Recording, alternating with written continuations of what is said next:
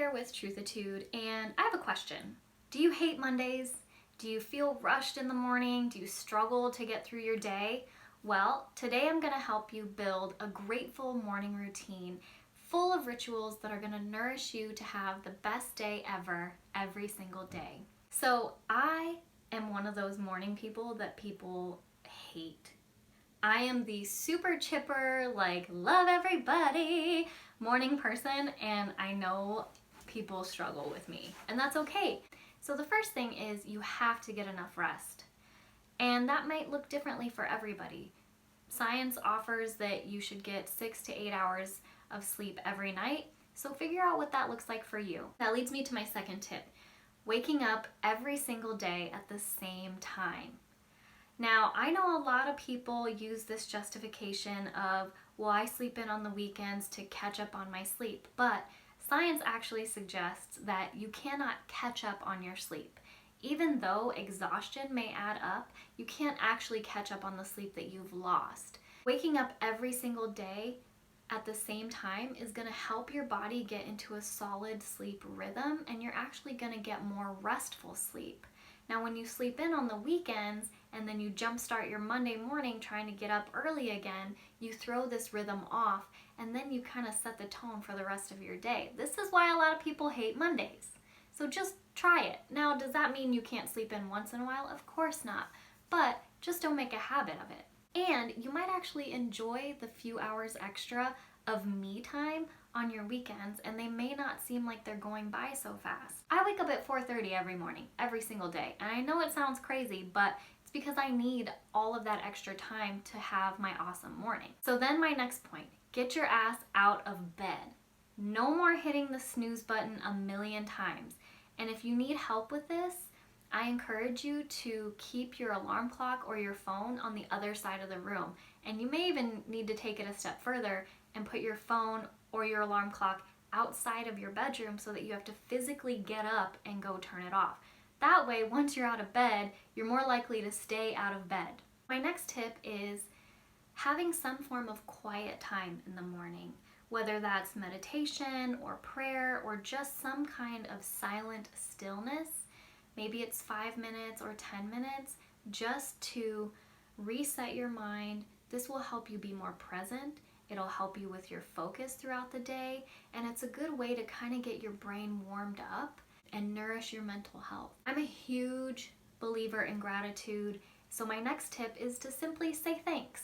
Maybe that's in a gratitude journal, maybe that's quietly in a prayer, maybe that's just silently thinking it to yourself, all of the things that you're grateful for. Once you start a gratitude ritual, your brain literally retrains itself to look for more positive things throughout the day, and you'll become a more optimistic and positive person by default. There's a lot of things to be grateful for. Every day that you wake up is a brand new chance to get things right. This leads me to my next tip.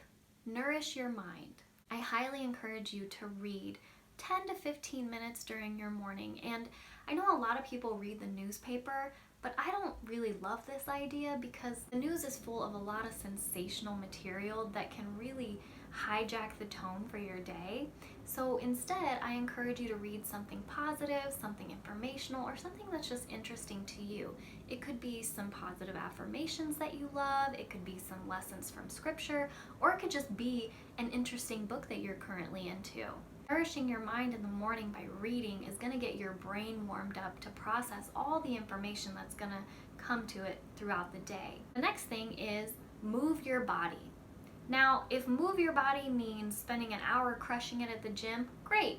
If not, maybe you could incorporate a 20-minute walk in your morning or some form of light yoga or stretching. Anything that gets your body moving and warmed up for the day. That leads me to my next point. You have to feed the machine. So a lot of people don't eat breakfast, and I used to be that kind of person too. And I'll tell you what, once I started adding breakfast into my day, it seriously changed my life. I felt so much more energetic, and I was able to focus, and I just felt all around better through my day.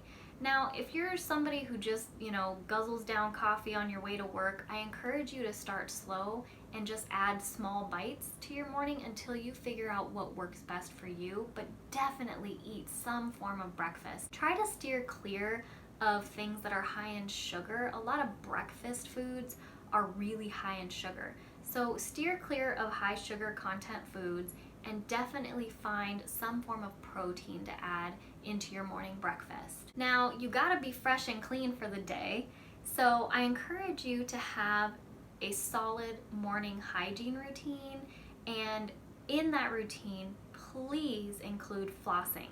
Studies show that people who floss tend to make healthier, well-balanced choices in all areas of their life. Simply by adding a flossing routine into your morning will retrain your brain to make more efficient decisions throughout the day, and it will ward off all kinds of preventable diseases. So it is really beneficial to your overall health to start flossing in the morning. Now, I think makeup is optional. Some days I wear makeup and sometimes I don't, but whatever works for you. At least have a clean, fresh face and a clean, fresh smile to start your day. You're gonna feel amazing.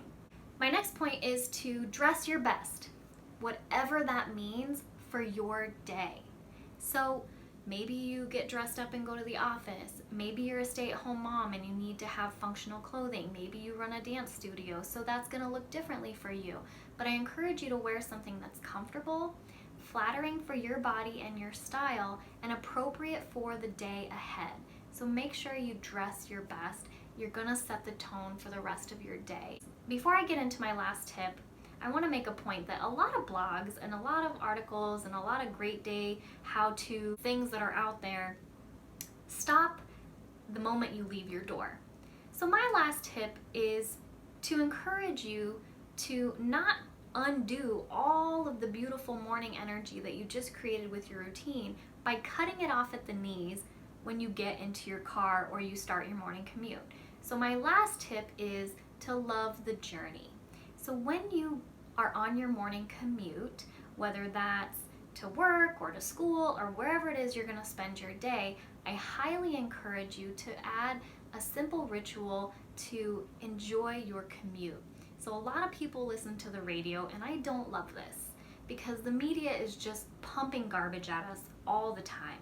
So if you want to listen to music, create your own commute playlist that's going to pump you up for the day, whatever that looks like for you. Maybe you listen to an inspiring podcast on your way to work, or maybe you get your favorite book on audio and you listen to that on your way to school or work or wherever you're going. Speaking of your commute and how you get there, I highly encourage you to try different forms of transportation. So if you live close enough to walk or close enough to bike, try it. You could even bust out those old roller skates, or maybe try public transit. You can save money on gas and you could use it to squeeze in some extra reading time. Those are a lot of tips, and I know it feels like a lot to cram into a morning, and it is. That's why my morning routine takes me about 3.5 hours. But that is time that is dedicated solely to my wellness and my well-being, and I deserve it. And so do you. Once you build your morning routine and you get into the habit of devoting the first few hours solely to your wellness because you deserve it, it's gonna change your life. It's gonna change the way that you process every single day. It's gonna help you be more present and focused and more appreciative of the moments in your life each and every day. Don't overwhelm yourself by trying to fit all of these things in all at once. Start by adding 1 or 2 of these recommendations and write it down. Write down your morning rituals to figure out how much time you're going to need to do all of these things, and that's what's going to help you figure out how much rest you need and when you need to wake up in the morning and when you need to go to bed. I'm going to leave a link to my Great Nights Lead to Great Days video so that you can start setting yourself up at night to have a great morning. I would love to hear what you do during your morning routine and what rituals you have in place to set yourself up for an awesome day. Follow me on Instagram and Facebook. I put a ton more content there than I do on my YouTube. I will leave a link so that you can see what my actual morning rituals look like, along with the playlists that guide my morning routine. Thanks again for watching. I'll see you guys next week.